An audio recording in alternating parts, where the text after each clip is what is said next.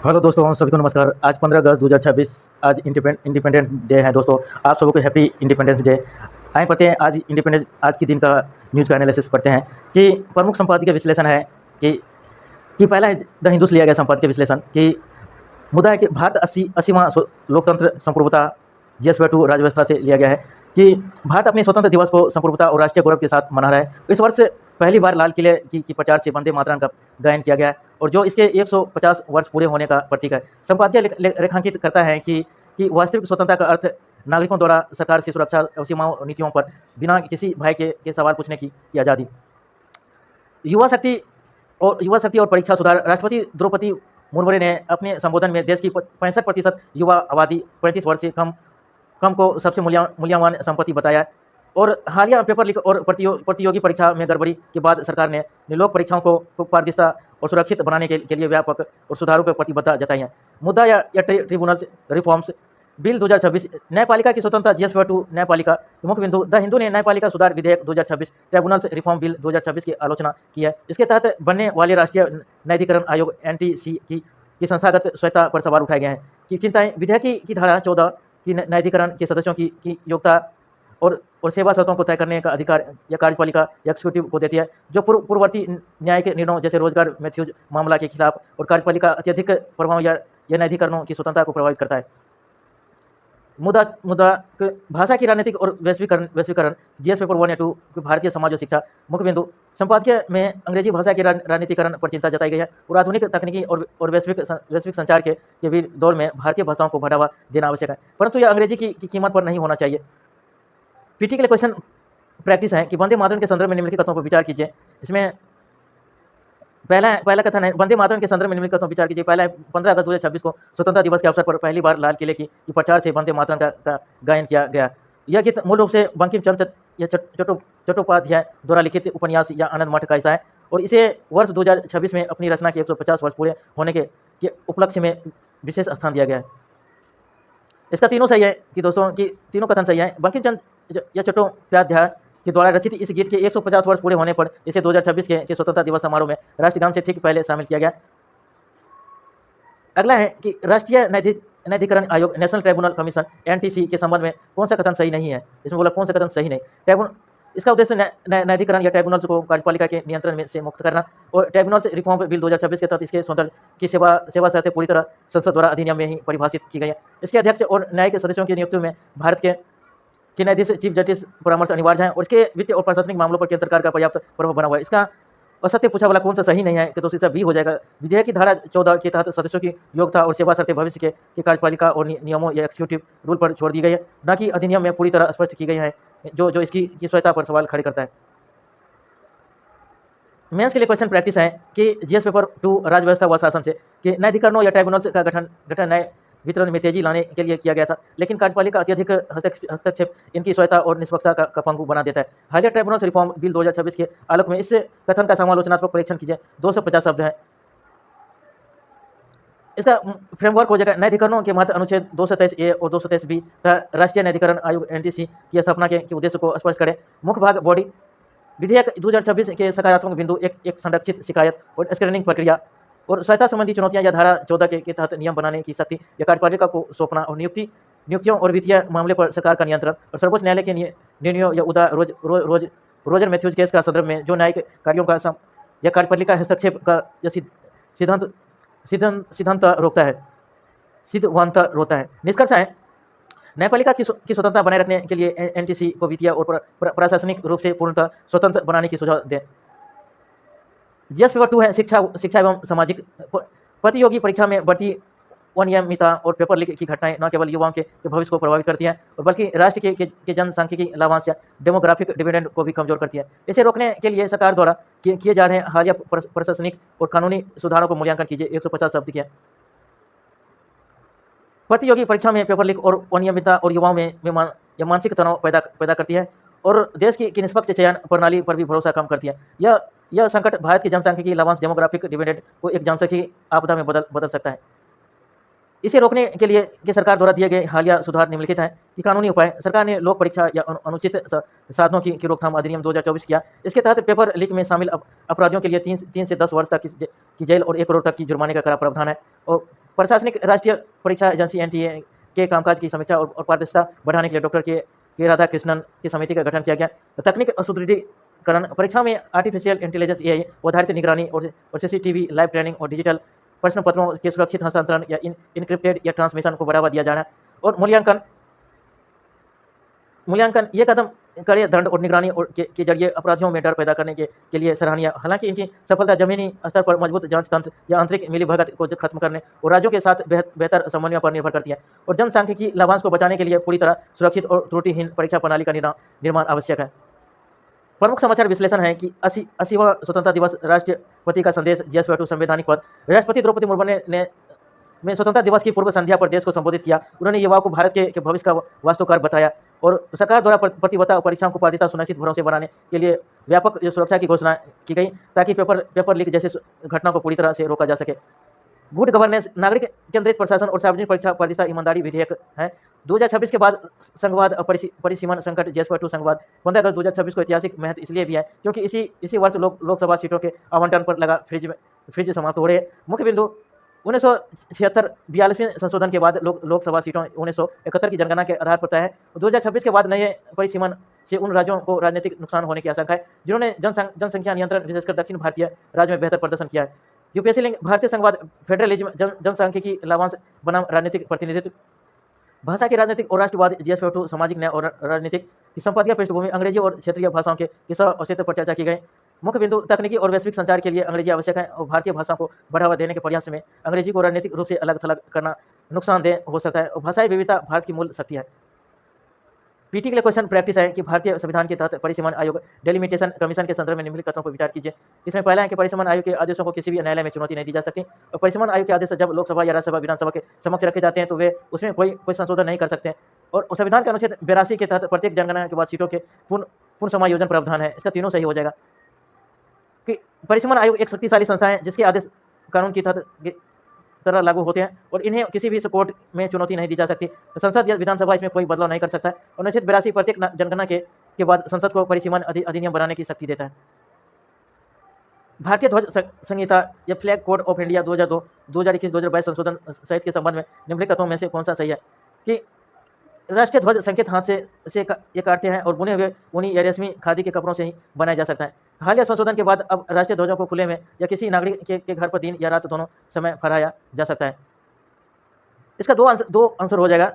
दूसरा कि वर्ष 2021 या 22 के संशोधन के बाद अब मशीन से बने और पॉलिएस्टर के ध्वज के उपयोग की भी अनुमति है कि पहला गलत है कि नए नियमों के तहत यदि ध्वज खुले में फहराया जाता है तो उसे दिन या रात दोनों समय फहराए रखने की अनुमति है। दूसरा सही है।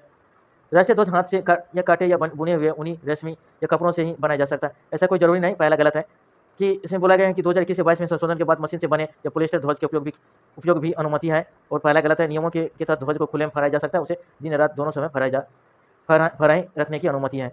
दूसरा सही है। मेंस के लिए क्वेश्चन प्रैक्टिस है मुख्य परीक्षा के लिए। भारतीय संघवाद GS/2 के वर्ष 2026 के बाद भारत में लोकसभा सीटों को संभावित पुनर्गठन या परिसीमन देश के संघीय ढांचे के सामने एक अभूतपूर्व या चुनौती या खड़ी कर सकता है। इस कथन के आलोक में लोकतांत्रिक प्रतिनिधित्व और वित्तीय राजनीतिक संघवाद के संदर्भ में संतुलन समालोचनात्मक मूल्यांकन कीजिए। 250 शब्द के 15 अंक है कि भूमिका 15 अगस्त 2026 के बाद सीटों के फ्रीज हटने की पृष्ठभूमि और परिसीमन अनुच्छेद 82 या 81 का उल्लेख करें। मुख्य भाग चुनौतियां जनसंख्या बनाम विकास। जिन राज्यों जैसे दक्षिणी राज्यों ने जनसंख्या नियंत्रित की उनकी सीटें कम हो सकती है और राजनीतिक असंतुलन उत्तरी और अधिक आबादी वाले राज्यों का संसद में प्रभुत्व बढ़ेगा और संख्या असंतोष। सफल राज्यों को उनके अच्छे प्रशासन के लिए राजनीतिक रूप से दंडित किए जाने की भावना और समाधान और सुझाव। सीटों की संख्या बढ़ाने के साथ साथ राज्यसभा में राज्यों के प्रतिनिधित्व में को अमेरिकी या सीनेट की तरह समान करना और 16वें वित्त आयोग के माध्यम से वित्तीय क्षतिपूर्ति की सुनिश्चित करना। निष्कर्ष लोकतांत्रिक या सिद्धांतों एक व्यक्ति एक वोट या संघीय सिद्धांतों राज्यों की समानता के बीच एक नया और राष्ट्रीय समझौता करने की आवश्यकता है। सुशासन या परीक्षा सुधार GS/2 के हाल ही में राष्ट्रपति के संशोधन में देश की सार्वजनिक परीक्षाओं में पारदर्शिता और सुचिता इंटीग्रिटी आवश्यकता पर बल दिया गया है और प्रशासनिक और तकनीकी सुधार किस प्रकार युवाओं के विश्वास को बहाल करने और लोकतांत्रिक संस्थानों को मजबूत करने में सहायक हो सकते हैं। चर्चा कीजिए। 150 शब्द 10 अंक है। उत्तर की ढांचा कि हाल ही में हुए पेपर लीक और परीक्षाओं में अनियमित के संदर्भ में राष्ट्रपति के वक्तव्य से सुधार करें और प्रमुख भाग चुनौतियां युवाओं में को विश्वास और मानसिक तनाव और मिशन या कर्मयोगी की जैसे पहलों पहलुओं के बावजूद प्रशासनिक कमियां और आवश्यक सुधार, सार्वजनिक परीक्षाओं और सुनिश्चित संसाधनों की रोकथाम और अधिनियम के लड़ाई से परिवर्तन और ब्लॉकचेन और एआई आधारित सुरक्षित प्रश्न पत्र वितरण और स्वतंत्र निगरानी कमान। निष्कर्ष, पारदर्शी परीक्षा प्रणाली केवल रोजगार का माध्यम नहीं बल्कि सामाजिक न्याय और सुशासन का स्तंभ है। द ग्रेट ट्रांसशिपमेंट स्कैम और Bharat. The great transshipment scam, तो व्हाइट हाउस की एक रिपोर्ट में भारत के पुणे, गुजरात, चेन्नई मैन्युफैक्चरिंग बेल्ट का नाम लिया गया है और आरोप है कि चीनी निर्यातक अमेरिकी ट्रैफिक से बचने के लिए भारत के रास्ते, पंप और कंप्रेशन जैसे वस्तुओं को रीरूट कर रहे हैं।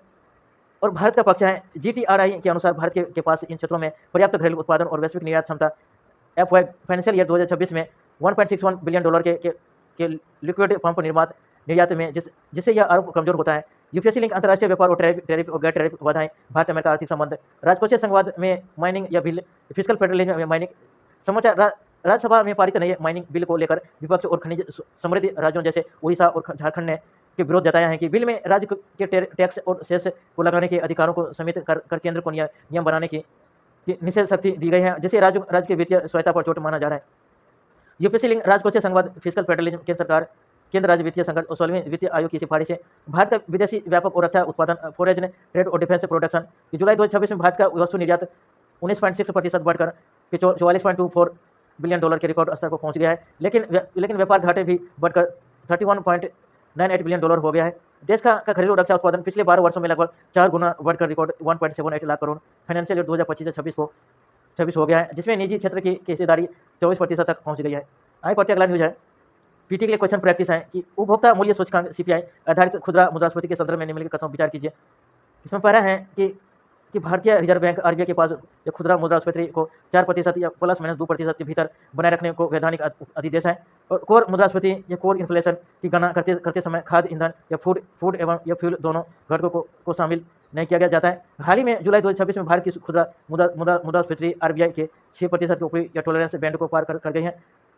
इसका आंसर, इसका पहला सही है कि पहला सही है, RBI का लक्ष्य 4% है, जिसमें 2% से 6% का बैंड है। दूसरा कथन सही है कि क्योंकि कोर मुद्रास्फीति में उतार चढ़ाव वाले या खाद्य ईंधन शामिल नहीं होते। कथन तीसरा गलत है, क्योंकि जुलाई 2026 में मुद्रास्फीति 4.45% रही है, जो 6% के भीतर है। दूसरा है कि हाल ही में चर्चा में रही अमेरिकी report the great transshipment scam का मुख्य संबंध किससे है, कि इसका भी आंसर हो जाएगा चीनी वस्तुओं पर परिसीमन टैरिफ से बचने के लिए या तीसरे देशों के माध्यम से व्यापार रीरूटिंग की। इस रिपोर्ट में भारत का वित्तीय निर्माण बेल्ट या चीनी वस्तुओं को अमेरिकी टैरिफ से बचाने के लिए या ट्रांसशिपमेंट या रीरूट करने का आरोप लगाया है। अगला है, बढ़ते हैं, मेंस के क्वेश्चन प्रैक्टिस है कि समान अध्ययन पेपर 3 भारतीय अर्थव्यवस्था। हालिया व्यापक आर्थिक आंकड़ों के अनुसार भारत के निर्यात में वृद्धि के बावजूद व्यापार घाटा और खुदरा मुद्रास्फीति दोनों में क्रमिक रूप से दबाव देखा जा रहा है। और इसके प्रमुख कारणों का विश्लेषण कीजिए तथा घरेलू विनिर्माण को प्रभावित किए बिना मुद्रास्फीति को नियंत्रित करने के उपाय सुझाइए। 250 तक 15 किया कि मुख्य बिंदु है कि भूमिका जुलाई 2026 के आंकड़ों या निर्यात 44.24 बिलियन और मुद्रास्फीति 4.45% का उल्लेख करते हुए यह उत्तर की शुरुआत करें। व्यापार घाटे और मुद्रास्फीति के कारण आपूर्ति श्रृंखला में व्यवधान और पश्चिम एशिया संकट के कारण माल ढुलाई की लागत में और वृद्धि और घरेलू स्तर पर खाद्य सुरक्षा के सब्जियों और मसालों की आपूर्ति में कमी और विनिर्माण पर प्रभाव, इनपुट लागत जैसे परिवहन और कच्चा माल बढ़ने से घरेलू उत्पादनों पर मार्जिन का दबाव और आगे की राह कृषि आपूर्ति श्रृंखला का आधुनिकीकरण और आयात निर्भरता कम करना और जैसे रक्षा उत्पादन और मेक इन इंडिया को बढ़ावा देना और RBI द्वारा के संतुलित मौद्रिक नीति। दूसरा है समान अध्ययन पेपर 2 राज्य व्यवस्था एवं संघवाद। केंद्रीय कानून के माध्यम से राज्यों के कराधान और खनिज संसाधनों पर विनियमन के अधिकारों को सीमित करना और भारत के राजकोषीय संघवाद या फिजिकल फेडरलिज्म के सिद्धांतों को कमजोर करता है। हालिया माइनिंग बिल विवाद के आलोक में इस कथन की आलोचनात्मक विवेचना कीजिए। 150 10 अंक है। हालिया माइनिंग बिल या खनिज विकास या विनियम संशोधन विवाद ने भारत में राजकोषीय संघवाद या फिजिकल फेडरलिज्म पर एक नई बहस को जन्म दिया है। यह संशोधन केंद्रीय कानून के माध्यम से राज्यों के खनिज कराधान और विनियमन अधिकारों को प्रभावित करता है। आलोचनात्मक की विवेचना राज्यों के अधिकारों का हनन तर्क में कि राज्य को नुकसान या संविधान की अनुमति 7 की सूची।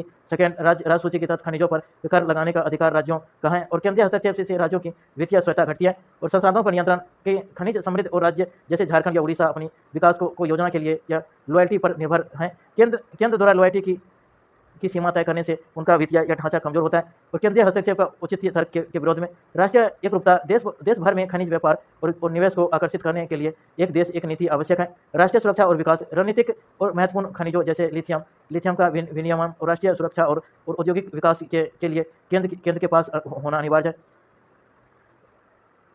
यद्यपि केंद्रीय विनियम और राष्ट्रीय विकास और निवेश के लिए जरूरी है, लेकिन इसे राज्यों के वित्तीय हितों की कीमती पर नहीं किया जाना चाहिए। एक मजबूत सहकारी संघवाद के लिए केंद्र और राज्यों के बीच राजस्व साझाकरण और नीति निर्माण में आम सहमति आवश्यक है। अगला न्यूज है कि मुख्य समाचार विश्लेषण कोर अफेयर एनालिसिस। उत्तर पश्चिमी हिमालय में हिमनदों या ग्लेशियर का तेजी से पिघलना और जलवायु परिवर्तन। चर्चा के लद्दाख और जम्मू कश्मीर के हिमनदों पर जारी नवीनतम और शोध रिपोर्ट के अनुसार ब्लैक कार्बन या पारंपरिक ईंधन के जलने से उत्पन्न और वैश्विक तापमान में वृद्धि के कारण क्षेत्र के हिमनद खतरनाक दर से सिकुड़ रहे हैं। और यूपीएससी पाठ्यक्रम जुड़ा जीएस पेपर 3 पर्यावरण और जलवायु परिवर्तन, जीएस पेपर 1 भूगोल और जलवायु परिवर्तन की मुख्य बिंदु ब्लैक कार्बन या बर्फ की सतह पर जमा होकर उसके एल्बेडो सूर्य की रोशनी को परावर्तित करने की क्षमता को कम कर देता है और जिससे बर्फ और तेजी से पिघलती है। इसके कारण सिंधु नदी में जल सुरक्षा वाटर सिक्योरिटी पर गंभीर संकट मंडरा रहा है और अचानक आने वाली बाढ़ या फ्लैश फ्लड की घटना बढ़ गई है। कि पर्यावरण प्रभाव या आकलन EIA और या पोस्ट फैक्टो क्लियरेंस पर न्यायिक रुख की चर्चा में क्यों है। द हिंदू के संपादकीय में सुप्रीम कोर्ट के हालिया निर्णयों की समीक्षा की गई है, जिसमें बिना पर्यावरण मंजूरी के शुरू की गई परियोजना को बाद में मंजूरी या पोस्ट फैक्टो क्लियरेंस देने की सरकारी प्रवृत्ति पर कड़ी आपत्ति जताई गई है। और यूपीएससी पाठ्यक्रम से जुड़ा है जीएस पेपर 2 न्यायपालिका और सरकारी नीतियाँ, जीएस पेपर 3 या पर्यावरण संरक्षण की। अगला है कि मुख्य बिंदु सुप्रीम कोर्ट ने स्पष्ट किया है कि पोस्ट फैक्टो क्लियरेंस या पर्यावरण संरक्षण अधिनियम 1986 के मूल सिद्धांतों और या एहतियाती सिद्धांत या प्रिकॉशनरी या प्रिंसिपल के खिलाफ कि विकास परियोजना और पारिस्थितिक सुरक्षा के बीच संतुलन बनाने के लिए न्यायिक निरंतरता या जुडिशियल या कंसिस्टेंसी अनिवार्य है। प्रीलिम्स के लिए कि प्रारंभिक परीक्षा प्रश्न के लिए पीटी प्रैक्टिस क्वेश्चन है कि ब्लैक कार्बन के संदर्भ में निम्नलिखित तथ्यों पर विचार कीजिए कि यह एक अल्पकालिक या जलवायु परिवर्तन या शॉर्ट लिव क्लाइमेट या पोल्यूटेंट है जो शुद्ध या कार्बन से बना होता है और यह हिमनदों पर जमा होता है जो यह सतह के एल्बिडो को बढ़ा देता है, जिससे बर्फ का पिघलना धीमा हो जाता है। यह जीवाश्म ईंधन या बायोमास और जैव ईंधन के अधूरे दहन इनकम्प्लीट कंबशन से उत्पन्न होता है। इसका पहला और तीसरा सही है, दूसरा गलत है। ब्लैक कार्बन बोर्ड की सतह पर जमा होकर सूर्य के प्रकाश का अवशोषण बढ़ा देता है, एल्बिडो को कम कर देता है, जिससे बर्फ तेजी से पिघलती है। और कथन पहला और तीसरा पूरी तरह सही है। कि मुख्य परीक्षा के लिए है मेंस के लिए क्वेश्चन प्रैक्टिस है जीएस पेपर 3 पर्यावरण और पारिस्थितिकी। भारत में आर्थिक विकास की तात्कालिक आवश्यकता और दीर्घकालिक परियोजना स्थिरता एनवायरमेंटल सस्टेनेबिलिटी के बीच संतुलन बनाना नीति निर्माताओं के लिए एक बड़ी चुनौती बन गया है। हाल ही में न्यायिक निर्णय और पर्यावरण मंजूरी या इन्वायरमेंटल या क्लियरेंस के विवाद के आलोक में इस कथन का समालोचनात्मक विश्लेषण या क्रिटिकली एनालिसिस कीजिए। और 250 पंद्रह की है उत्तर की रूपरेखा कि सतत विकास या सस्टेनेबल डेवलपमेंट की परिभाषा देते हुए उत्तर की शुरुआत करें। हाल ही में सुप्रीम कोर्ट द्वारा पोस्ट फैक्टो या क्लियरेंस पर की गई सख्त टिप्पणियों पर संदर्भ है कि मुख्य भाग कि टकराव के कारण बुनियादी ढांचा परियोजना, सड़क, जल विद्युत की आवश्यकता बना या परिस्थितियों या संवेदनशीलता जैसे जोशीमठ या संकट, हिमालय हिमनदों का पिघलना और नीतिगत और न्यायिक चुनौतियां या पर्यावरण प्रभाव या आकलन EIA नियमों का कमजोर होना और उद्योगों को राहत देने के लिए नियमों में ढील देना और सिद्धांतों का उल्लेख एहतियाती या सिद्धांत या प्रिकॉशनरी प्रिंसिपल, प्रदूषक भुगतान सिद्धांत या पोल्यूटर पे प्रिंसिपल को लागू करने की आवश्यकता पर बल दे। निष्कर्ष है एक संतुलित मार्ग या मिडिल पाथ सुझाएं जहां ग्रीन जीडीपी लेखांकन और या प्रकृति आधारित समाधान नेचर बेस्ड सोल्यूशन को नीतियों में प्राथमिकता दी जाए। अगला है कि राज्य लोकसभा या आयोग या स्टेट विशेष तथ्य है कि महत्वपूर्ण शब्दावली है कि पर्यावरणीय या जाति नेक्सेस या climate caste nexus. The Hindu के अनुसार कचरा बीनने वाले या सफाई कर्मचारी बिना सुरक्षा उपकरणों के काम करते हैं, जिससे वे विषाक्त या उत्सर्जन या अत्यधिक गर्मी के प्रति सबसे अधिक संवेदनशील होते हैं। यह सामाजिक न्याय और पर्यावरणीय दोनों के लिए एक महत्वपूर्ण विषय है। या सिलिकोसिस निर्माण या खनन क्षेत्रों में काम करने वाले या श्रमिकों में फेफड़ों की या बीमारी कम या तीव्र जोखिम के कारण है। लगातार चर्चा बनी है कि राज्य लोक सेवा आयोग में इस प्रकार की बीमारियों और श्रम पर्यावरण से जुड़े सीधे प्रश्न पूछे जाते हैं। या फेशियल या रिकग्निशन टेक्नोलॉजी FDR या मांस या सर्विलांस पर कानूनी बहस। सुप्रीम कोर्ट ने प्रदर्शनकारियों के खिलाफ दिल्ली पुलिस द्वारा या फेशियल या रिकग्निशन या टेक्नोलॉजी एफआरटी के उपयोग और बड़े पैमाने पर निगरानी या मास सर्वेलेंस पर केंद्रित सरकार को नोटिस जारी कर जवाब मांगा है। और यूपीएससी पर प्रासंगिकता, जीएस पेपर 2 संवैधानिक अधिकार, निजता का अधिकार और जीएस पेपर 3 साइबर सुरक्षा और यही शासन। मुख्य तथ्य एफआरटी में ये कृत्रिम या बुद्धिमत्ता एआई और मशीन लर्निंग एल्गोरिदम का उपयोग करके चेहरे के बायोमेट्रिक डेटा का मिलान किया जाता है। बिना करे डेटा संरक्षण कानून का इसका उपयोग निजता के अधिकार या अनुच्छेद 21 का उल्लंघन माना जा रहा है। और मुद्दा पर्यावरण और या मानव जनित बाढ़ या असम या उत्तराखंड टैग या इंटरवेंशन। खबर एक वैश्विक सहयोगात्मक अध्ययन के अनुसार असम में आई विनाशकारी बाढ़ और उत्तराखंड के चमोली में सुरंग निर्माण के दौरान हुए हादसे से पीछे मानव जनित तकनीकी और भूमि उपाय कारण या ह्यूमन इंड्यूस्ड फैक्टर जिम्मेदार है। यूपीएससी या प्रासंगिक जीएस पेपर 3 आपदा प्रबंधन और पर्यावरणीय तकनीकें। मुख्य तथ्य बुनियादी ढांचा परियोजना में आपदा प्रतिरोधी प्रतियोगियों और डिजास्टर रेसिलिएंट इंफ्रास्ट्रक्चर और पर्यावरण प्रभाव आकलन ईआई की सख्त आवश्यकता पर बल दिया गया है। प्रारंभिक परीक्षा के लिए पीटी प्रीलिम्स अभ्यास प्रश्न है। विक्रम 1 रॉकेट के संदर्भ में निम्नलिखित तथ्यों पर विचार कीजिए। यह भारत का पहला पूर्णतः निजी तौर पर विकसित या बहुचरणीय मल्टी स्टेज परीक्षा यान है। यह new space India limited NSIL द्वारा पूरी तरह से डिजाइन किया गया है। तो इसका पहला सही है कि विक्रम 1 को भारतीय निजी स्पेस कंपनी स्काईरूट या एरोस्पेस या स्काईरूट एरोस्पेस के द्वारा विकसित किया गया है, न कि NSIL द्वारा। अंततः दूसरा गलत है कि फेशियल या रिकग्निशन टेक्नोलॉजी एफआरटी के संदर्भ में निम्नलिखित कथनों पर विचार कीजिए। यह तकनीकी पूरी तरह से केवल हार्डवेयर आधारित कैमरों पर निर्भर करती है और इसे सॉफ्टवेयर एल्गोरिदम की आवश्यकता नहीं होती है। भारत में इसका बड़े पैमाने पर उपयोग कानून प्रवर्तन एजेंसियों द्वारा या कानून व्यवस्था बनाए रखने के लिए किया जा रहा है। तो इसका दूसरा सही है, पहला गलत क्योंकि एफआरटी मुख्य रूप से एआई और मशीन लर्निंग आधारित बायोमेट्रिक डेटा विश्लेषण सॉफ्टवेयर पर काम करती है।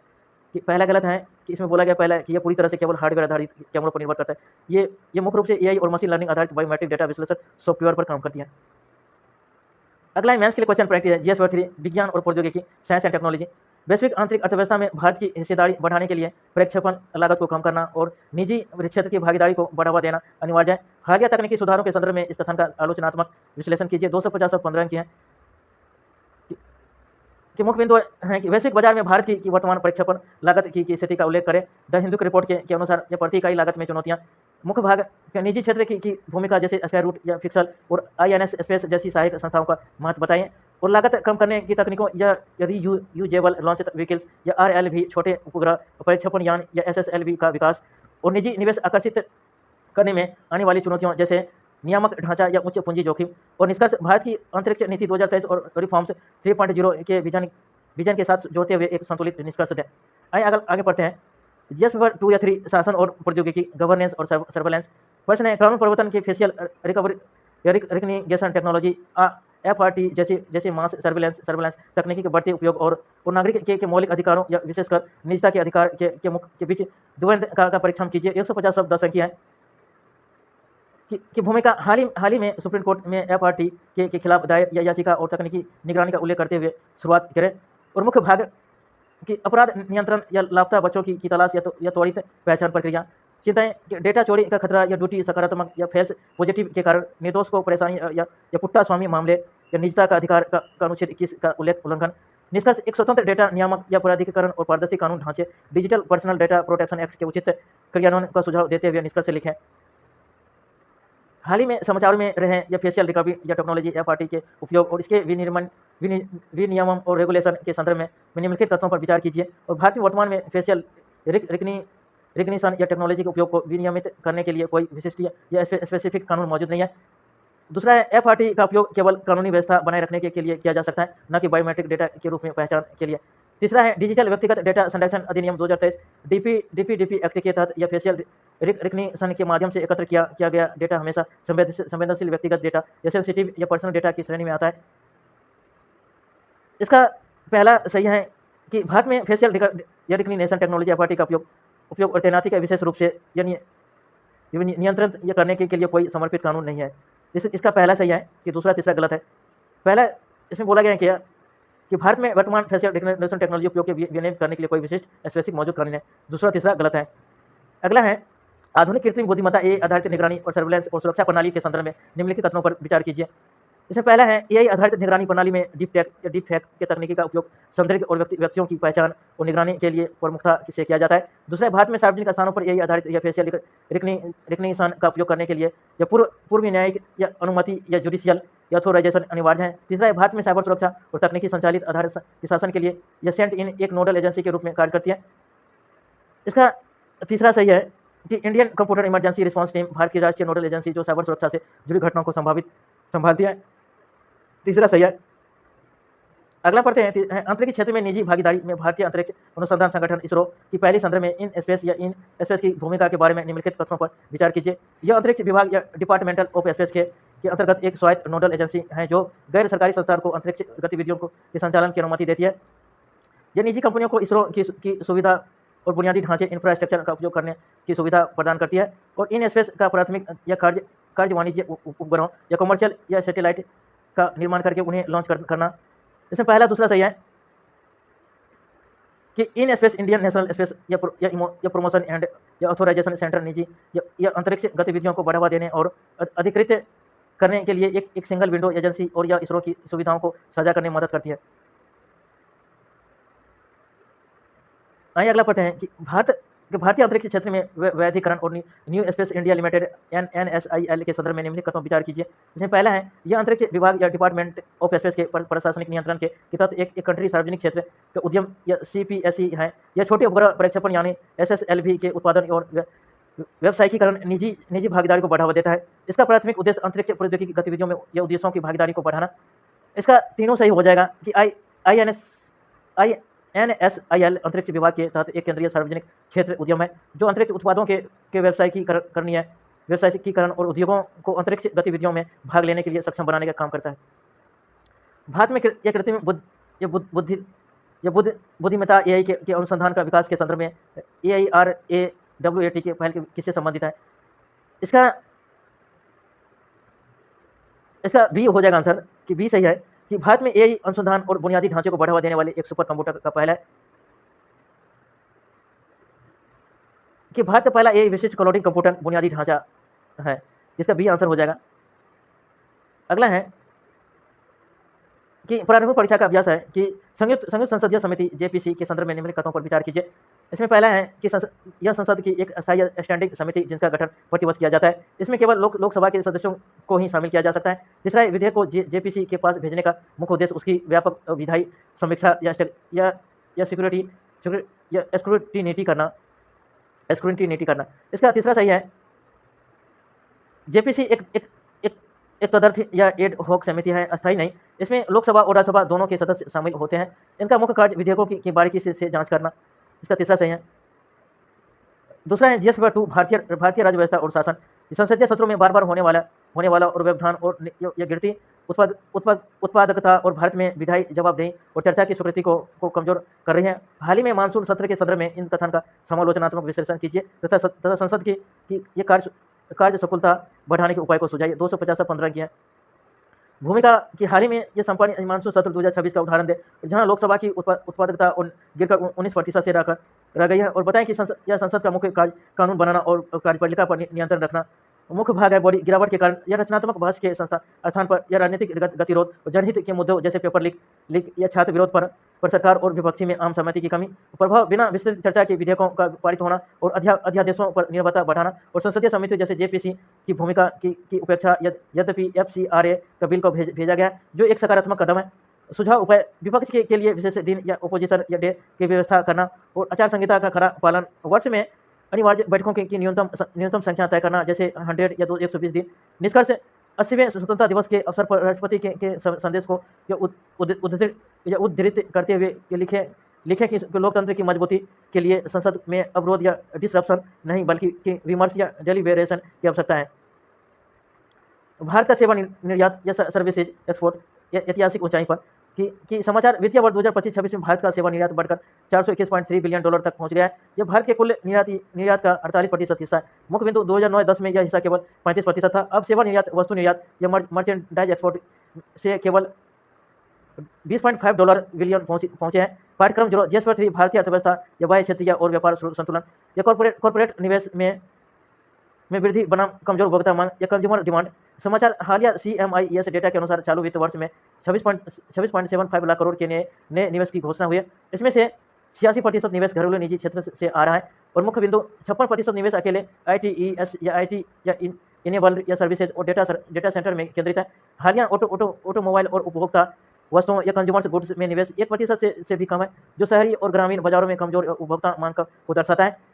पाठ्यक्रम जुड़ाव GS3 निवेश मॉडल और औद्योगिक विकास IIP और GDP वृद्धि कि RBI द्वारा NRI विदेशी मुद्रा जमा खिड़की या फॉरेक्स स्वैप या फैसिलिटी को समय से पहले ही बंद करना। समाचार भारतीय रिजर्व बैंक RBI के ने 52.33 बिलियन डॉलर के भारी प्रभाव इनफ्लो के बाद ये FCNRI के लिए विशेष डॉलर रुपया या फॉरेक्स या स्वैप सुविधा को समय से पहले ही बंद करने का निर्णय लिया गया है। मुख्य बिंदु इस विशेष योजना का उद्देश्य विदेशी पूंजी को आकर्षित करना और रुपए की स्थिरता को बनाए रखना था और स्वयं से अधिक डॉलर जमा होने के कारण तरलता और लिक्विडिटी को संतुलित करने के लिए इसे बंद किया गया है। और पाठ्यक्रम से जुड़ा GS3 मौद्रिक नीति और विदेशी मुद्रा भंडार और बैंकिंग सुधार। प्रारंभिक परीक्षा के लिए है प्रैक्टिकल क्वेश्चन प्रैक्टिस भारत के 22 क्षेत्रीय एक्सटर्नल सेक्टर और हालिया व्यापार या प्रवृत्तियों के संदर्भ में निम्नलिखित तथ्यों पर विचार कीजिए। भारत के कुल निर्यात में सेवा निर्यात सर्विलेंस एक्सपोर्ट का हिस्सा लगभग आधा या 48% हो चुका है। पिछले एक दशक में भारत का वस्तु निर्यात हमेशा सेवा निर्यात से कम रहा है। विदेशी मुद्रा या अनिवासी FCNRI खाते पर मिलने वाले ब्याज भारत में आयकर इनकम टैक्स से पूरी तरह मुक्त होता है।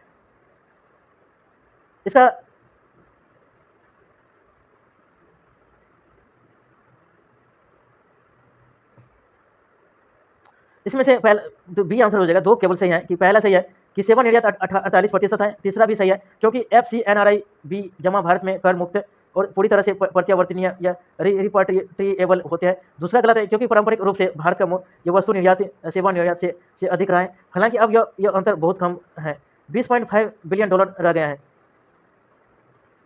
कि मेंस के लिए प्रैक्टिस क्वेश्चन, भारत में हालिया निजी कॉर्पोरेट निवेश में तेजी देखी गई, लेकिन यह निवेश कुछ विशिष्ट क्षेत्रों तक ही सीमित है और व्यापक आर्थिक मांग को बढ़ाने में विफल रहा है।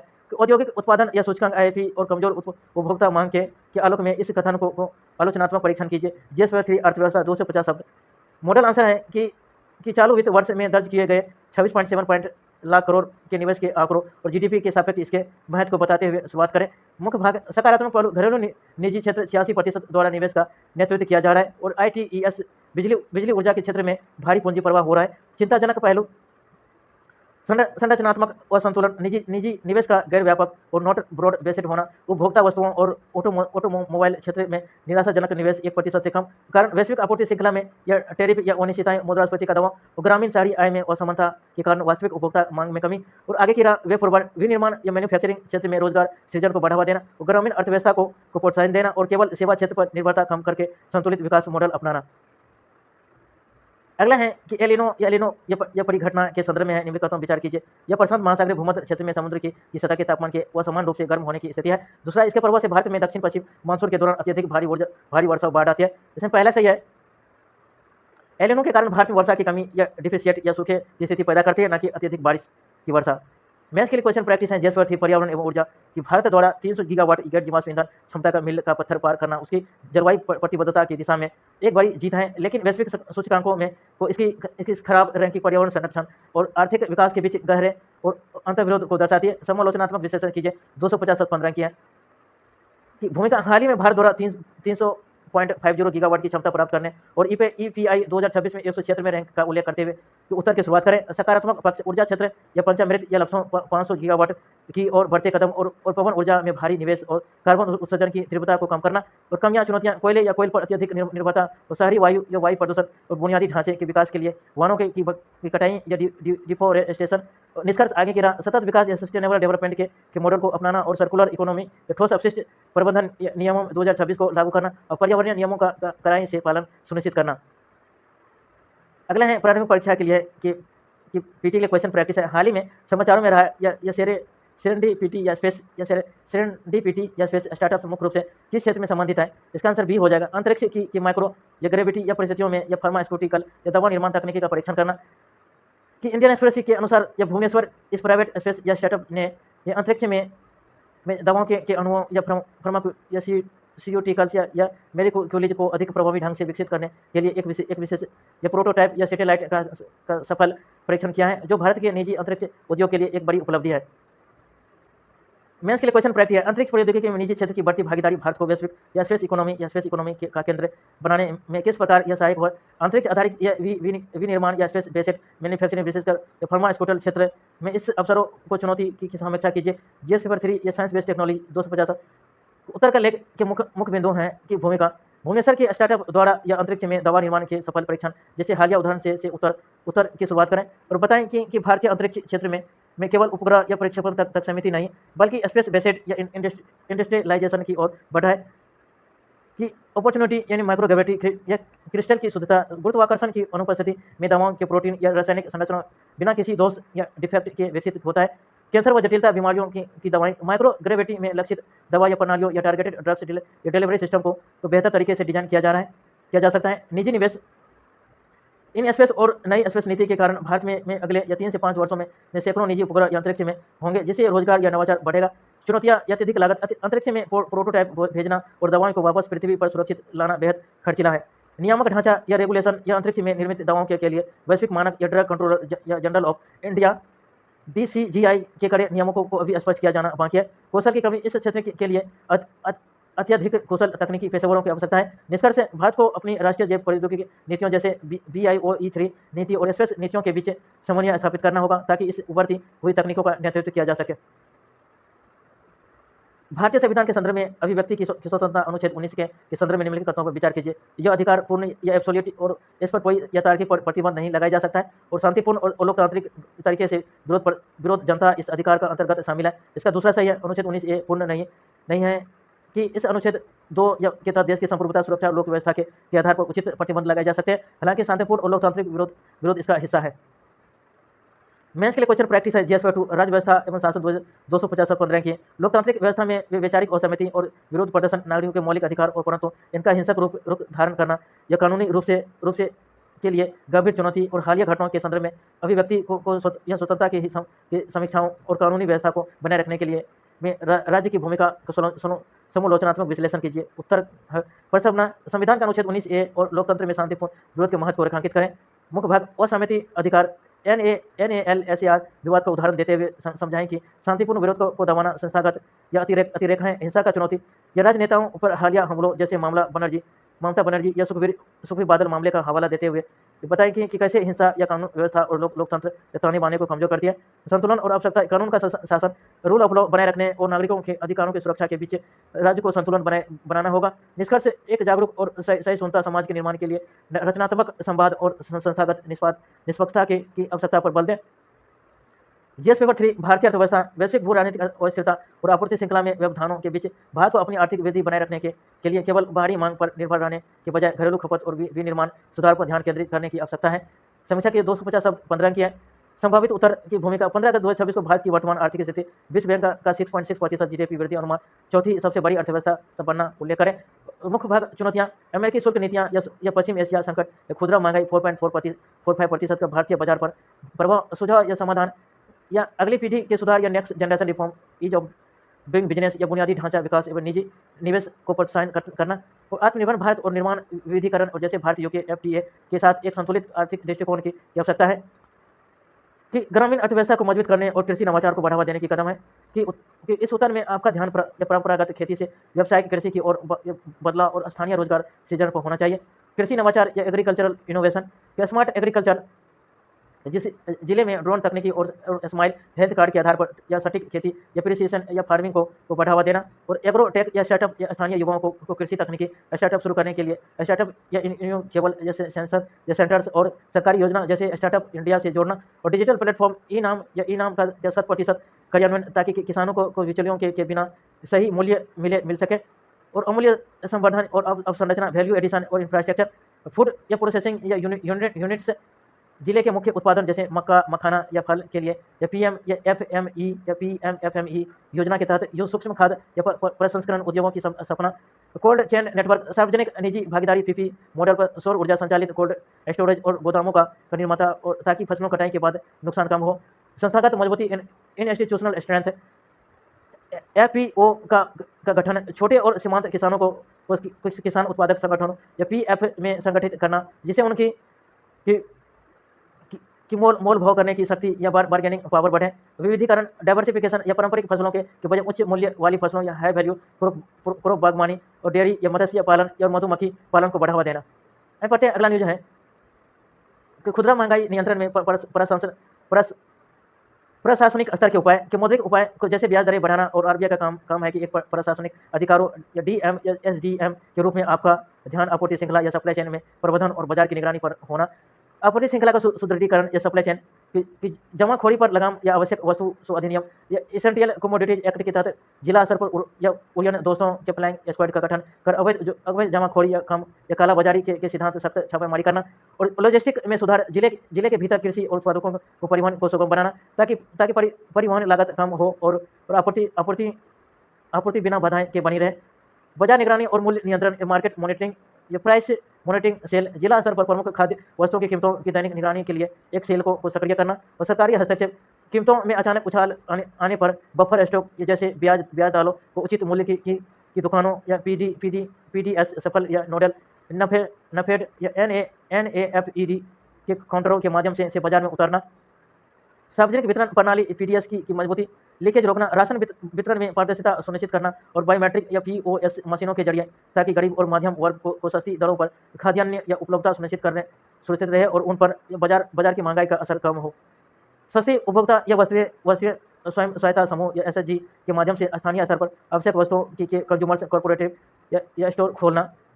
पढ़ते अगला न्यूज है कि भारत में खुदरा मुद्रास्फीति या रिटेल इन्फ्लेशन के संदर्भ में निम्नलिखित कथनों पर विचार कीजिए।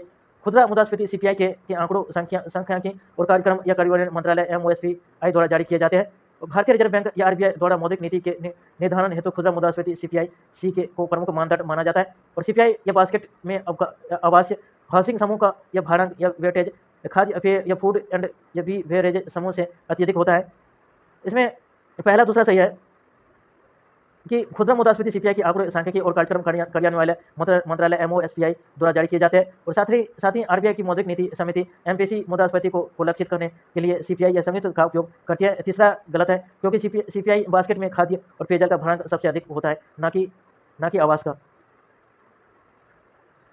पढ़ते हैं अगला है कि वैश्विक अर्थव्यवस्था और ऋण से सकल घरेलू उत्पादन डेब्ट टू जीडीपी अनुपात के संदर्भ में निम्नलिखित बातों पर विचार कीजिए।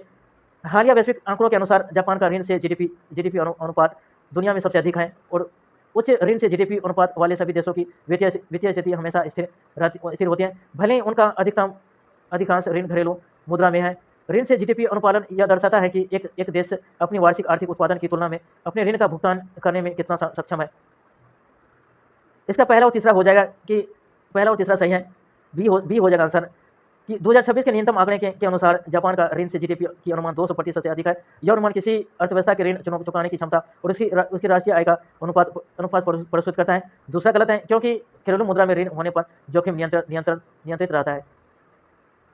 आइए अगला पढ़ते हैं।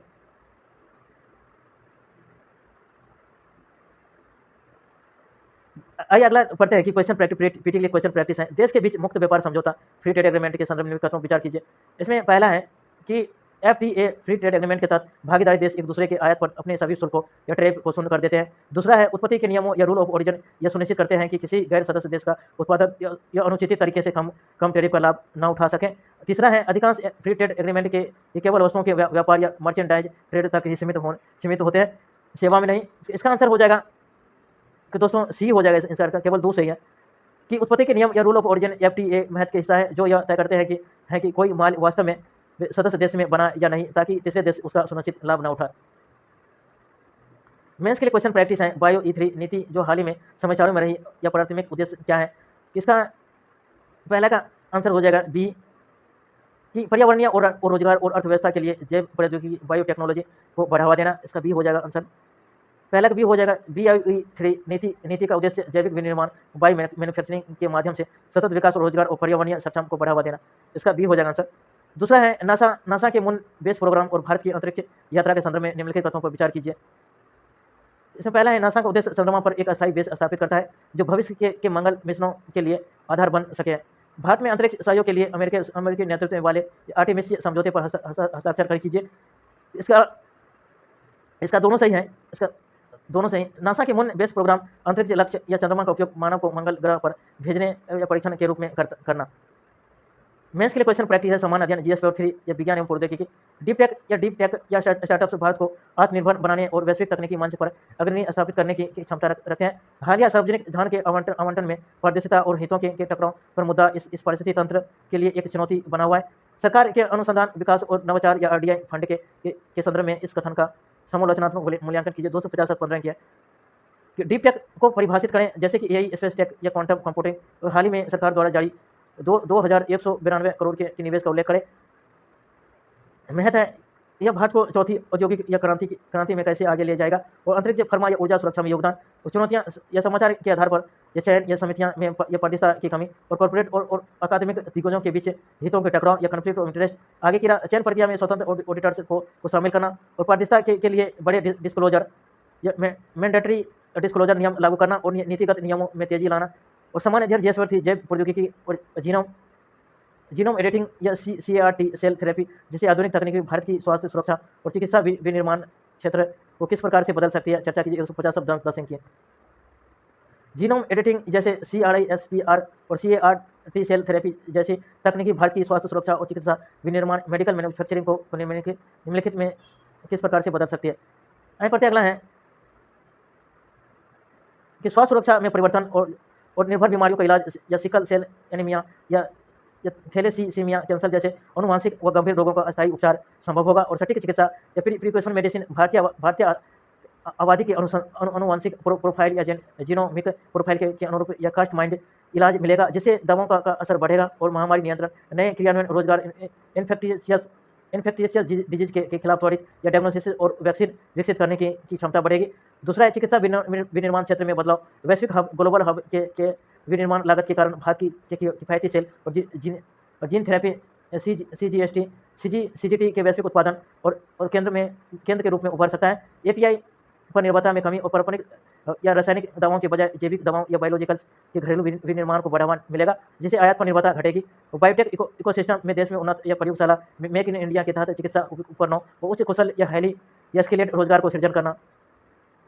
आगे की राह चुनौतियां समाधान। इन तकनीकों के पूर्ण लाभ के लिए या कड़े नैतिक दिशा निर्देशों या एथिकल गाइडलाइंस के सस्ती बुनियादी ढांचा सुविधा व सरल या विनियामक प्रक्रिया रेगुलेटरी अप्रूवल की आवश्यक है ताकि यह तकनीक आम नागरिकों तक पहुंच सके। पीटी के लिए क्वेश्चन प्रैक्टिस है। वंदे मातरम के संदर्भ में निम्नलिखित कथनों पर विचार कीजिए। इसमें पहला, दूसरा, तीसरा तीनों सही है। वंदे मातरम के संदर्भ में निम्नलिखित कथन विचार कीजिए। ये वर्ष 2026 इस राष्ट्रीय गीत की संरचना की 150वें वर्ष का प्रतीक है। इसे पहली बार वर्ष 2026 के स्वतंत्रता दिवस समारोह में लाल किले की प्राचीर से गाया गया था और यह गंभीर मूल रूप से बंकिम चंद्र चट्टोपाध्याय द्वारा लिखित उपन्यास आनंद मठ का हिस्सा है। इसका तीनों सही हो जाएगा कि 15 अगस्त 2026 का इसके 150 वर्ष पूरे होने के उपलक्ष्य में पहली बार लाल किले से इसका गायन हुआ था। पीएम विश्वकर्मा योजना स्कीम के संदर्भ में निम्नलिखित कौन सा सही है। यह योजना पारंपरिक कारीगरों और शिल्पकारों को कौशल, उन्नत, आधुनिक या टूल किट और वित्तीय सहायता प्रदान करती है। इसके तहत वर्तमान में 30 लाख से अधिक पारंपरिक कारीगर पंजीकृत हो चुके हैं। इसका दोनों सही है कि PIB विज्ञप्ति के अनुसार यह योजना 18 पारंपरिक व्यापारों को कवर करती है और अब तक 30 लाख कारीगरों को पंजीकृत है। मेंस के लिए क्वेश्चन प्रैक्टिस है। समान अध्ययन 2 या 3 सरकारी नीतियां एवं अर्थव्यवस्था। पारंपरिक या शिल्पकारों या आर्थिक सशक्तिकरण भारत को विकसित भारत 2047 बनाने की दिशा में एक महत्वपूर्ण यह कदम है। यह पीएम विश्वकर्मा योजना के विशेष संदर्भ में इस कथन का आलोचनात्मक मूल्यांकन कीजिए। 250 शब्द। उत्तर मॉडल आंसर है। भूमिका स्वतंत्रता दिवस 2026 के थीम विकसित भारत और शिल्पकारों की भूमिका से शुरुआत करें। मुख्य भाग योजना के लाभ, कौशल, ऋण या टूल किट, प्रोत्साहन, डिजिटल लेनदेन और बाजार लिंक है। महिला शिल्पकारों की भागीदारी या संस्कृति विस्तार का संरक्षण। चुनौतियां ग्रामीण क्षेत्रों में डिजिटल साक्षरता की कमी, वैश्विक बाजारों तक सीधी पहुंच का अभाव। निष्कर्ष समावेशी विकास सुनिश्चित करने के लिए स्थानीय कौशल को वैश्विक मामलों के साथ जोड़ने की आवश्यकता पर बल दें। दूसरा है कि समान अध्ययन आधुनिक भारत का इतिहास है। राष्ट्रीय गीत वंदे मातरम केवल एक काव्यात्मक रचना नहीं बल्कि एक भारतीय राष्ट्रीय आंदोलन के दौरान स्वतंत्रता सेनानियों के लिए राष्ट्रवाद का एक उत्प्रेरक उपकरण था। चर्चा कीजिए। 150 शब्द की। उत्तर होगा मॉडल आंसर। 150 वर्ष पूरे होने स्वतंत्रता दिवस 226 इसके ऐतिहासिक महत्व पर उल्लेख करें कि मुख्य भाग है। 105 के स्वदेशी आंदोलन में इसकी भूमिका बंग भंग के विरोध का मुख्य नारा है कि भारत माता की संस्कृति और भौगोलिक छवि का निर्माण और ब्रिटिश सरकार द्वारा इस पर लगाए गए प्रतिबंध और इसके लिए के बावजूद लोगों में इसका बढ़ता प्रभाव। और निष्कर्ष यह गीत भारत आज भी देश की संप्रभुता और एकता का प्रतीक बना हुआ है। आइए अगला न्यूज है कि न्यूज पेपर से कतरन से लिया गया है कि यह संपादकीय न्यूज जनसत्ता से है कि बंद होते स्कूल और सिक्योरिटी अफसर कि जब एक स्कूल बंद होता है तो उसे इलाकों के सबसे गरीब और कमज़ोर वर्ग के बच्चों से उनके जीवन को बदलने का एकमात्र अवसर छीन जाता है। यह सरकारी विद्यालयों का धीरे-धीरे बंद होना चिंता का विषय है। प्रतिश न्यूज़ के बारे में देश में सरकारी स्कूलों का धीरे-धीरे बंद होना एक गंभीर चिंता का विषय है, जो विशेष रूप से गरीब और कमज़ोर वर्गों के बच्चों के भविष्य को प्रभावित कर रहा है। मुख्य बिंदु अवसरों का छीनना। जब भी कोई सरकारी स्कूल बंद होता है तो उसे इलाकों के सबसे निर्धन बच्चों से शिक्षा या जीवन बदलने का एकमात्र साधन छीन जाता है। कि बुनियादी ढांचा है कि सुविधा का अभाव। कि लेख की रचना मिश्रा के अनुसार डिजिटल क्रांति के दबाव के बीच कि आज भी कई सरकारी स्कूल या एक ब्लैक बोर्ड या टूटी छतों या टाट या पट्टी पीने के साफ पानी बुनियादी सुविधा के तरस रहे हैं। तो शिक्षकों को अतिरिक्त शिक्षकों को केवल पढ़ाने के अलावा के माध्यम भोजन या मिड डे मील राशन लाने, गैस सिलेंडर का इंतजाम करने और चुनाव या जनगणना जैसे गैर शैक्षणिक कार्यों में भी लगा दिया गया है। और सामाजिक और आर्थिक प्रभाव। स्कूलों के बंद होने या दूर होने से गरीब परिवारों के बच्चों, विशेषकर लड़कियों को अपनी पढ़ाई बीच में छोड़नी पड़ती है। शक्ति का मूल्य। ये भी कि दोस्तों संपादकीय न्यूज़ जा सकता है। आई प्रतिश न्यूज़ के बारे में कि मानव जीवन में शक्ति, अधिकार और प्रतिष्ठा के गहरे मनोवैज्ञानिक और सामाजिक प्रभावों का विश्लेषण करता है। मुख्य बताते हैं कि शक्ति और आत्ममूल्य, पावर एंड सेल्फ वर्थ, पहचान की चाह मनुष्य केवल बुनियादी जरूरतों या रोटी, कपड़ा, मकान से संतुलित नहीं होता है। वह चाहता है कि उसकी उपस्थिति और निर्णयों को समाज को में सहारा जाए। और शक्ति का आकर्षण। जब किसी व्यक्ति को जमीनी बात करने के लिए अतिरिक्त प्रयासों की आवश्यकता महसूस नहीं होती तब उसे शक्ति का वास्तविक आकर्षण मिलता है। और गर्व और अहंकार। शक्ति व्यक्तियों को अधिकार का सुख देती है, लेकिन इसके साथ ही दूसरों के बीच दूरी भी बढ़ा देती है। ये ऐसे राइटिंग इंपॉर्टेंट है दोस्तों कि अधिकार और सुरक्षा, अथॉरिटी एंड इनसिक्योरिटी। आंतरिक डर। जैसे जैसे व्यक्ति का पद और शक्ति बढ़ती है, वैसे खोने का डर और सुरक्षा भी बढ़ती जाती है।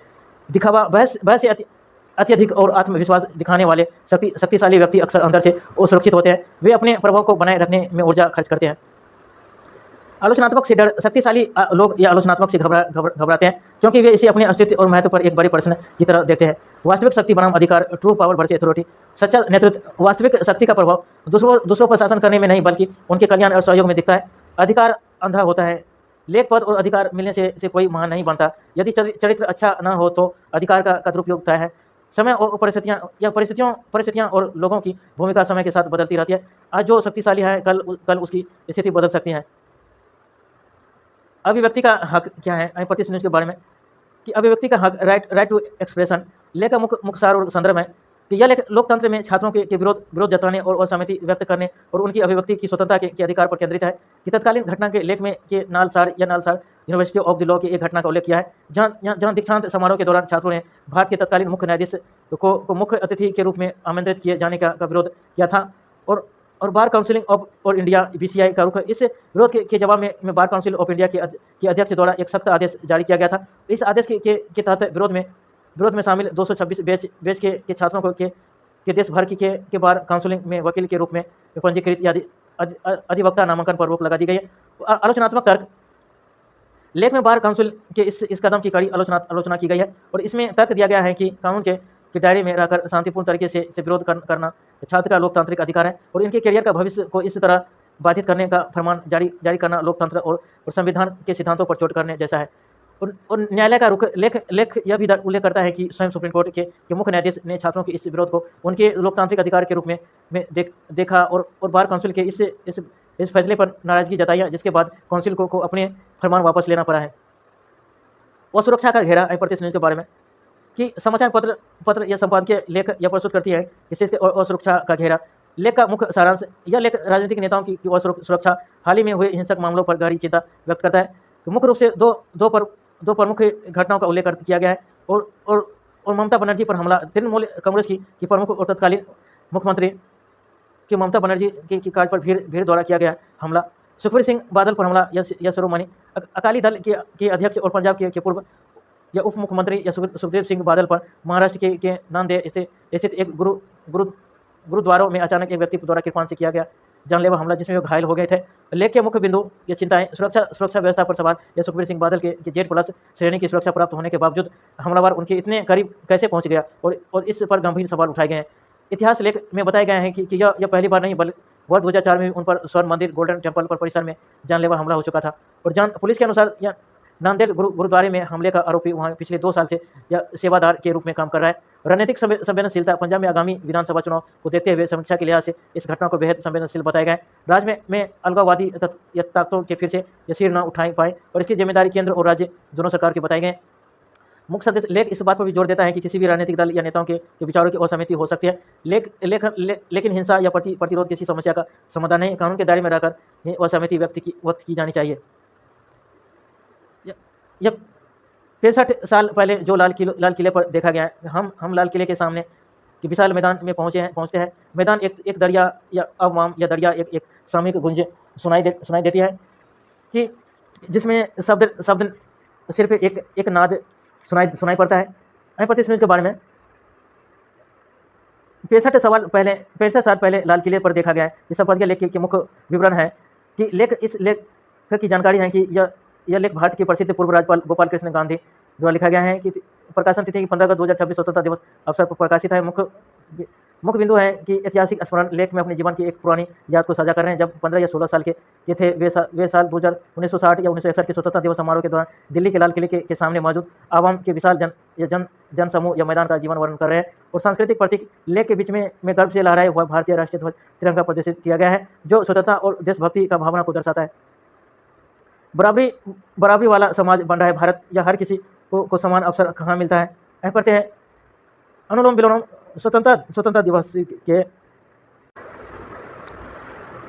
जिसमें देश की प्रगति समाज के दो अलग अलग पहलुओं पर भी दो विरोधी या पूरक विचार प्रस्तुत किए गए हैं। वाम पक्ष का लेफ्ट कॉलम कि बराबरी वाला समाज बन रहा है भारत कि यह लेख भारत में बढ़ती सामाजिक और आर्थिक समानता के पर केंद्रित है। इसमें लेख मुख्य रूप से विश्व बैंक वर्ल्ड बैंक की उस हालिया रिपोर्ट और गिनी गुणांक या गिनी इंडेक्स का संदर्भ दिया गया है, जिसके अनुसार भारत को वैश्विक स्तर पर चौथे सबसे समान समाज या फोर्थ मोस्ट इक्वल सोसाइटी के रूप में स्थान दिया गया है। लेख में सरकार की जन कल्याणकारी योजना और पिछले दशक में बड़ी संख्या में लोगों का अत्यधिक गड़बड़ी से बाहर निकलने के प्रयासों की सराहना की गई है। कि लेख दक्षिण पक्ष का लेख है राइट टू कि हर किसी को समान अवसर कहाँ मिला। यह एक समीक्षात्मक या विश्लेषण पूरक है। यह सवाल उठाता है कि स्वतंत्रता के इतने वर्षों बाद भी क्या वास्तव में समाज के हर वर्ग तक विकास और समानता के समान अवसर पहुंचते हैं। यह जमीनी असर पर पहुंच या मौजूद कुछ विसंगतियों या आर्थिक समानताओं और समाज के वंचित वर्गों को संघर्षों पर प्रकाश डालता है। और माध्यम सेंटर एलिमेंट बीच में एक ग्राफिक प्रतीक दिया गया है कि जिस पर अनुलोम विलोम नीचे स्वतंत्रता दिवस लिखा है। इसके ठीक नीचे एक ब्लैक या एंड व्हाइट तस्वीर है, जिसमें एक व्यक्ति को हाथ में भारतीय तिरंगा झंडा लिए गर्व से चलते हुए दिखाया गया है और राष्ट्रभक्ति स्वतंत्रता के पूर्व पर प्रतीक है। आइए अगला पढ़ते हैं। चिंताजनक हिमालय क्षेत्र में वन छतरी घटती तो दरकिनार लगे पहाड़। आइए पढ़ते हैं इस न्यूज़ के बारे में।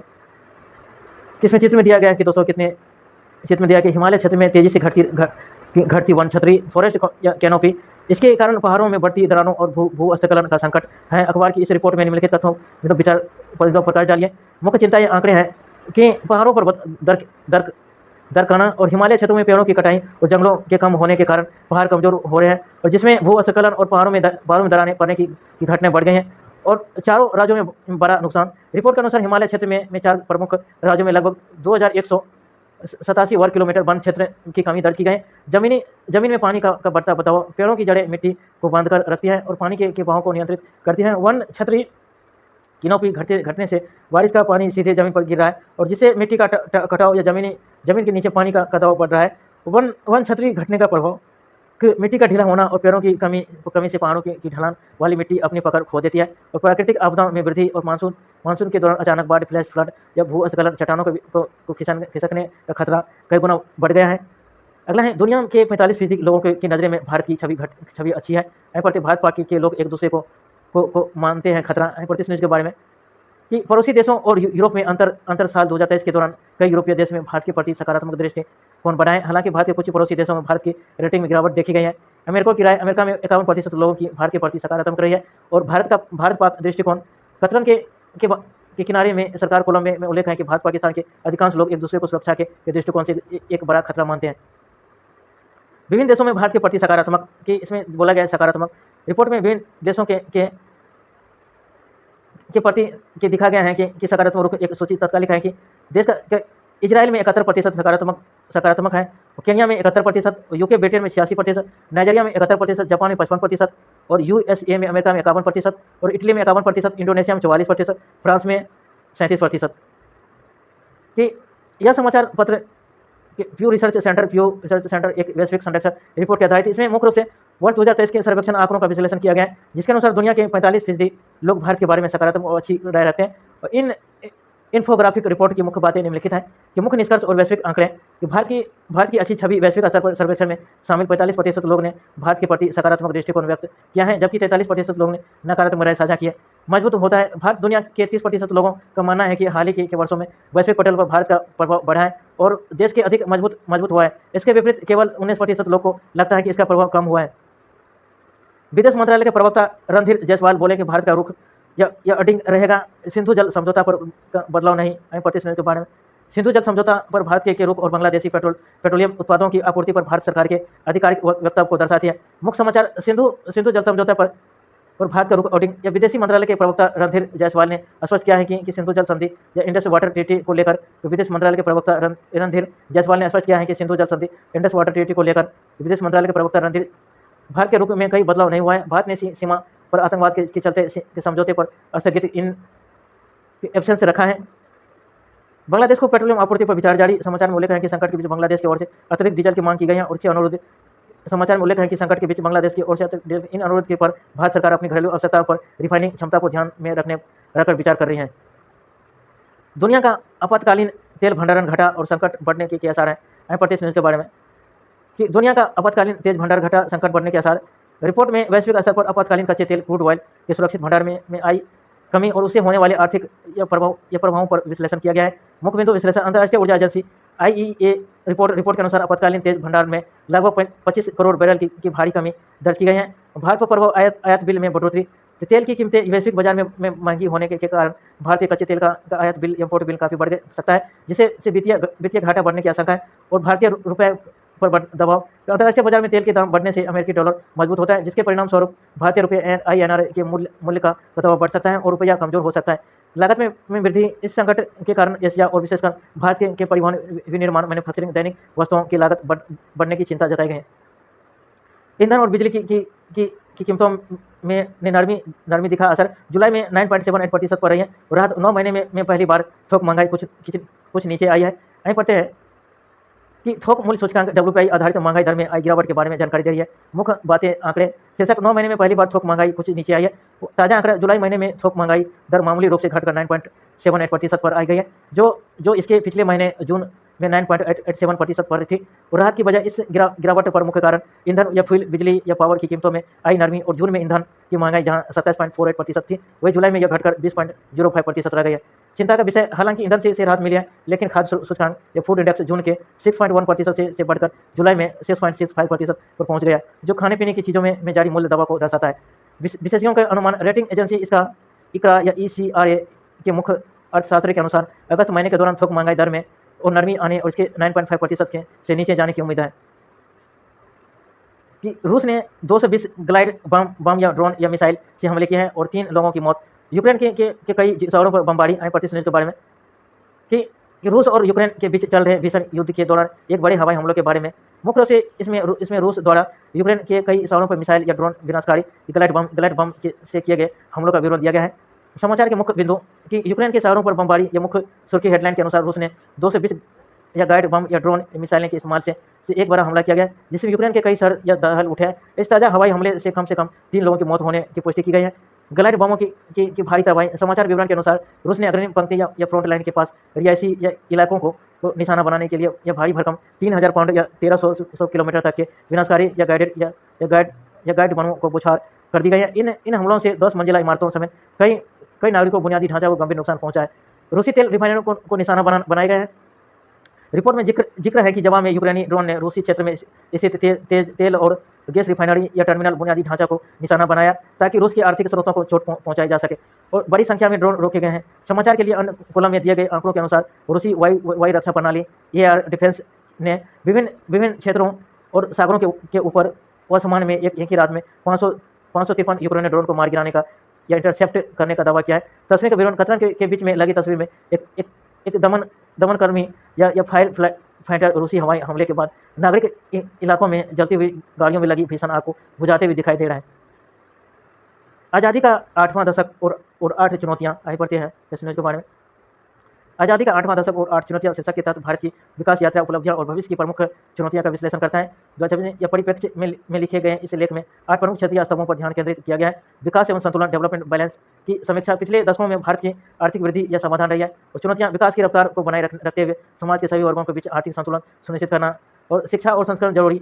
एजुकेशन एंड वैल्यू, साक्षरता दर और उच्च शिक्षा के बुनियादी ढांचे में भारी विस्तार हुआ है। चुनौती केवल डिग्री लेने के बजाय शिक्षा में नैतिक मूल्यों, कौशल, संस्करणों को जोड़ना ताकि रोजगार क्षमता बढ़े। और रोजगार और कौशल विकास, इंप्लॉयमेंट एंड स्किल डेवलपमेंट समीक्षा। युवा आबादी, डेमोग्राफिक डिविडेंड देश की सबसे बड़ी ताकत है। चुनौती बदलती तकनीक के अनुसार युवाओं को कुशल या स्किलेड बनाना और उनके लिए पर्याप्त रोजगार के अवसर पैदा करना।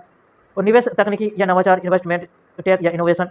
डिजिटल क्रांति, स्टार्टअप इकोसिस्टम में भारत तेजी से आगे बढ़ा है। और चुनौती वैश्विक स्तर पर प्रतिस्पर्धा करने के लिए अनुसंधान, R&D, घरेलू नवाचार में निवेश को लगातार बढ़ाना और चिकित्सा और सेवाओं का विस्तार या हेल्थ केयर इंफ्रास्ट्रक्चर की समीक्षा। जीवन प्रत्याशा में सुधार और स्वास्थ्य सेवाओं का नेटवर्क बढ़ा है। और चुनौती ग्रामीण और दूर दराज के इलाकों तक सस्ती और आधुनिक गुणवत्ता चिकित्सा सुविधा पहुँचाना। और बुनियादी ढांचा, जनन सुविधा, इंफ्रास्ट्रक्चर, पब्लिक यूटिलिटी समीक्षा। हाईवे, रेलवे या इंटरनेट या कनेक्टिविटी, बिजली की स्थिति में अभूतपूर्व सुधार। तेजी से बढ़ने या शहरीकरण के बीच पानी या स्वच्छता, पर्यावरण के अनुकूल या इंफ्रास्ट्रक्चर का सतत विकास करना। और समाज और दायित्व को समझे और सोसाइटी से या सिविक ड्यूटी समीक्षा। एक विविध या समूह लोकतांत्रिक राष्ट्र के रूप में भारत की एकता मजबूत रही है। और चुनौती नागरिकों में अधिकारों के साथ साथ अपने कर्तव्यों और सामाजिक दायित्व के प्रति जागरूकता बढ़ाना और न्याय और सही सुनता चाहिए। जस्टिस और टॉलरेंस समीक्षा। देश का संवैधानिक ढांचा और न्यायपालिका लोकतंत्र की रीढ़ है। और चुनौती कानूनी प्रक्रिया में तेजी लाकर हर व्यक्ति को सुलभ बनाए देना और समाज में आपसी सद्भाव या सही सुनता को मजबूत करना। या इन्फोग्राफिक्स और मुख्य आंकड़े कि प्रति व्यक्ति या पर कैपिटा इनकम में वृद्धि। लेख में 1950 से लेकर अब तक प्रति व्यक्ति आय में हुए बड़े उछाल को एक ग्राफ के माध्यम से देखा गया है। 150 में 265 से शुरू होकर लगातार बढ़ते जाना। और आर्थिक प्रगति के सूचकांक के अलग अलग 2010, 20 या 26 तक तुलनात्मक आंकड़ों के जरिए देश की GDP आर्थिक क्षमता में आई बदलाव को दर्शाए गए हैं। शक्तिशाली हो रही स्त्रियां आय बढ़ती के बारे में बहुत इंपॉर्टेंट है कि वुमेन से इस टॉपिक से जोड़ सकते हैं। शक्तिशाली हो रही स्त्रियां, यह लेख समाज और विभिन्न क्षेत्रों में भारतीय महिला के बढ़ते कदमों और सशक्तिकरण और उनकी प्रगति पर आधारित है। मुख्य विषय कि शक्तिकरण का विस्तार। पिछले 7 दशकों में भारतीय महिला की आज़ादी और भागीदारी की दायरा काफ़ी व्यापक हुआ है। विविध क्षेत्रों में प्रदर्शन। महिला अब केवल घरेलू कार्यों तक सीमित नहीं, वे असमान उड़ान भर रही है और पहाड़ों को लांग रही है और समुद्र की लहरों पर भी तैर रही है और खेल के मैदान से लेकर सीमाओं पर दुश्मनों को चुनौती दे रही है।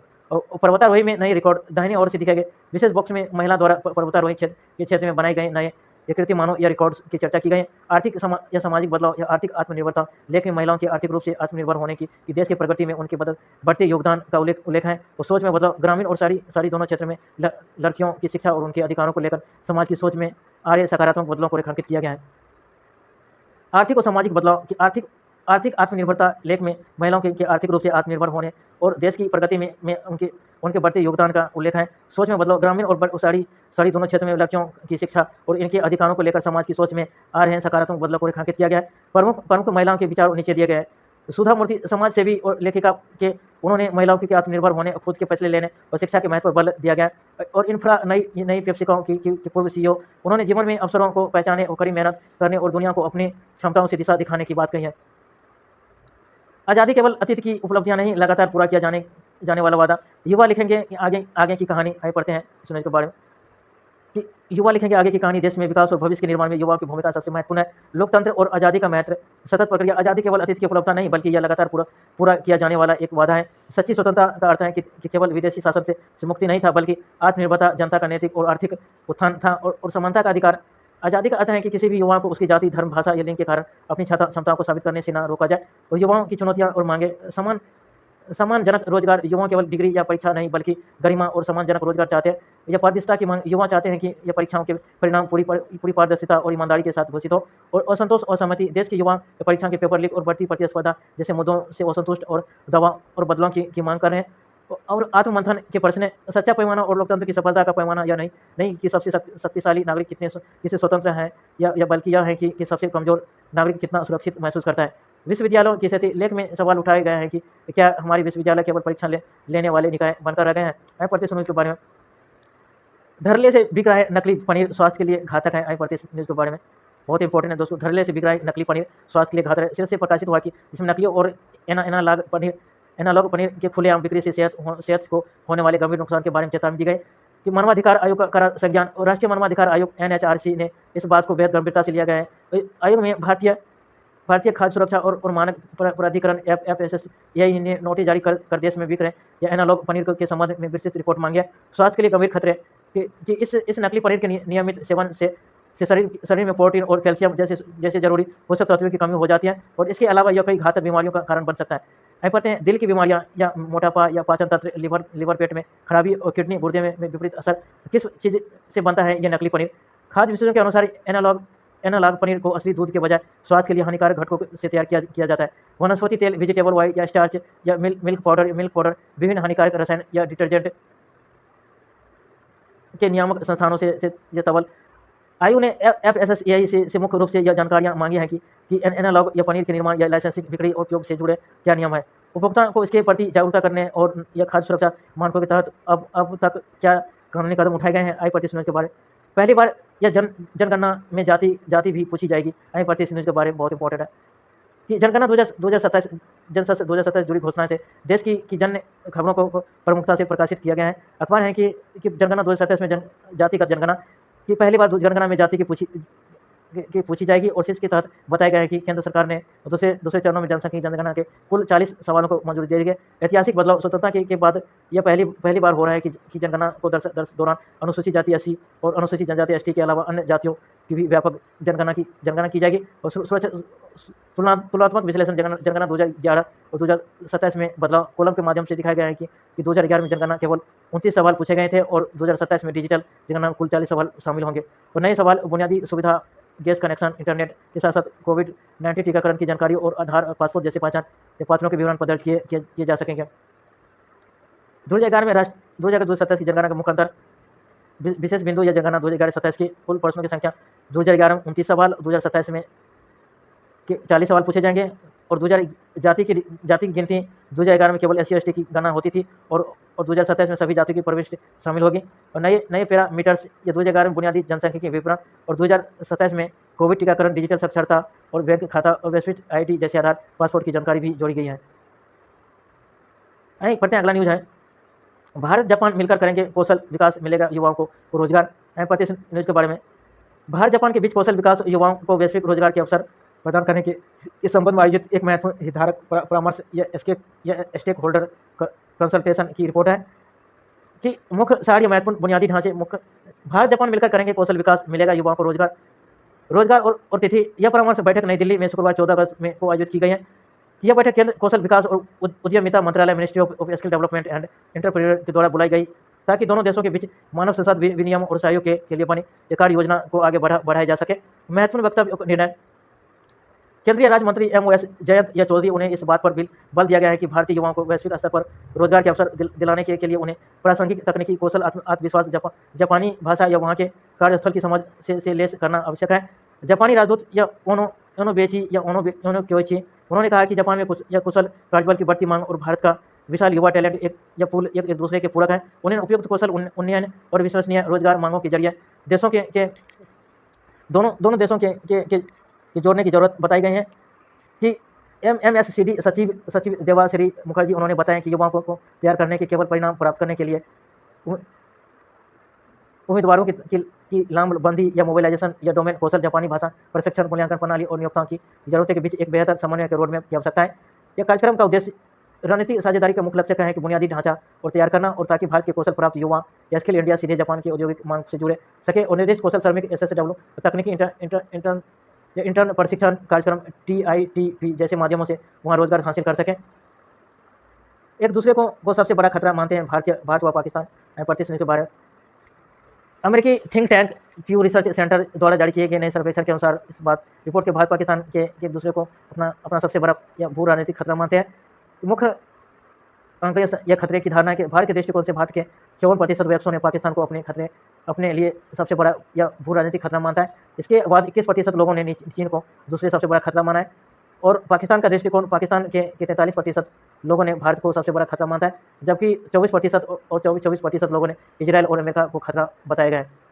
वैश्विक महाशक्तियों और सहयोगों पर राय कि वैश्विक सहयोग भारत लगभग एक तिहाई भारतीय 36% ने रूस को अपना सबसे महत्वपूर्ण सहयोग माना है, और जबकि 16% लोगों ने अमेरिका को अपना प्रमुख सहयोग चुना है।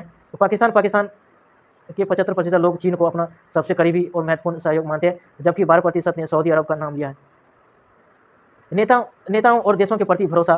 पाकिस्तान में अमेरिकी राष्ट्रपति डोनाल्ड ट्रंप ने के प्रति केवल 12% लोगों ने वैश्विक मामलों में भरोसा जताया है, जबकि चीनी राष्ट्रपति शी जिनपिंग 83% लोगों को भरोसा है।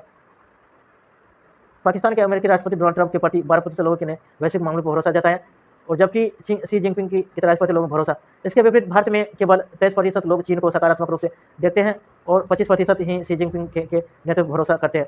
भारत का रूस के प्रति रुख सकारात्मक है, 58% है। रूसी राष्ट्रपति व्लादिमीर पुतिन पर 51% पर भरोसा है। भारत में 45% लोगों ने अमेरिका को अनुकूलन माना है, जबकि 39% ट्रंप के वैश्विक नेतृत्व पर भरोसा जताया है। दक्षिण एशियाई देशों का आपसी दृष्टिकोण। सर्वेक्षण में 4 दक्षिणी एशियाई देशों में भारत, पाकिस्तान, बांग्लादेश और श्रीलंका को शामिल किया गया है, और श्रीलंका के 79% लोग भारत के प्रति बेहद सकारात्मक सोच रखते हैं, और 63% लोग भारत को अपना सबसे अहम सहयोग मानते हैं, और बांग्लादेश में 42% लोग भारत के प्रति अनुकूल राय रखते हैं। हालांकि बांग्लादेश और पाकिस्तान दोनों देश के अधिकांश प्रतिभागी भारत को एक खतरे के रूप में भी देखते हैं। यहाँ पर अगला न्यूज़ है, चीन ने हमारी सेना को गश्ती करने से रोका है, कांग्रेस सांसद राहुल गांधी ने कहा। आई पढ़ते हैं कि कांग्रेस सांसद राहुल गांधी द्वारा अगस्त 2026 में केंद्र सरकार पर चीनी घुसपैठ को लेकर किए गए तीखे हमले संबंधित हैं। इस रिपोर्ट में मुख्य बिंदु निम्नलिखित हैं। मुख्य आरोप लोकसभा में विपक्ष के नेता राहुल गांधी ने आरोप लगाया है कि चीन ने अरुणाचल प्रदेश के कई इलाकों में हमारी भारतीय सेना को गश्ती करने से रोक दिया है। उन्होंने इसे देश की सुरक्षा के लिए बेहद चिंताजनक बताया है। सरकार की चुप्पी पर सवाल। राहुल गांधी ने प्रधानमंत्री नरेंद्र मोदी और रक्षा मंत्री राजनाथ सिंह और गृह मंत्री अमित शाह पर इस संवेदनशील मामले पर पूरी तरह चुप रहने का आरोप लगाया है। उन्होंने दावा किया है कि मोदी सरकार या चीनी घुसपैठ को रोकने के बजाय इस पर खबर दबाने के लिए मीडिया पर दबाव बना रही है, और छवि प्रबंधन की आलोचना। राहुल गांधी ने वर्ष 2020 में गलवान घाटी झड़प के बाद प्रधानमंत्री द्वारा दिए गए उस बयान को याद किया है, जिसमें उन्होंने कहा है कि चीन ने हमारी 1 इंच जमीन भी नहीं ली, और उन्होंने तंज कसते हुए कहा कि आज भी प्रधानमंत्री देश की सुरक्षा से ऊपर अपनी फर्जी छवि बचाने के ऑपरेशन में लगे हुए हैं। विशिष्ट क्षेत्र को जिक्र। रिपोर्ट के अनुसार कांग्रेस और स्थानीय संगठनों ने अरुणाचल प्रदेश के यता सिंह टी स्किंग क्षेत्र और सेरा 5 जैसे पारंपरिक गश्ती बिंदुओं तक भारतीय सेना को नियमित पहुंच बाधित होने को लेकर गहरी चिंता व्यक्त की गई है। सरकार और सेना का रुख। दूसरी ओर सरकारी और सुरक्षा सूत्रों ने अरुणाचल प्रदेश में चीनी अतिक्रमण की हालिया खबरों को पूरी तरह अपुष्ट और निराधार बताया है। भारतीय सेना और अरुणाचल प्रदेश के मुख्यमंत्री पेमा खांडू ने स्पष्ट किया है कि सुरक्षा बल सीमा पर पूरी तरह मुस्तैद है और प्रभावी ढंग से गश्त कर रहे हैं।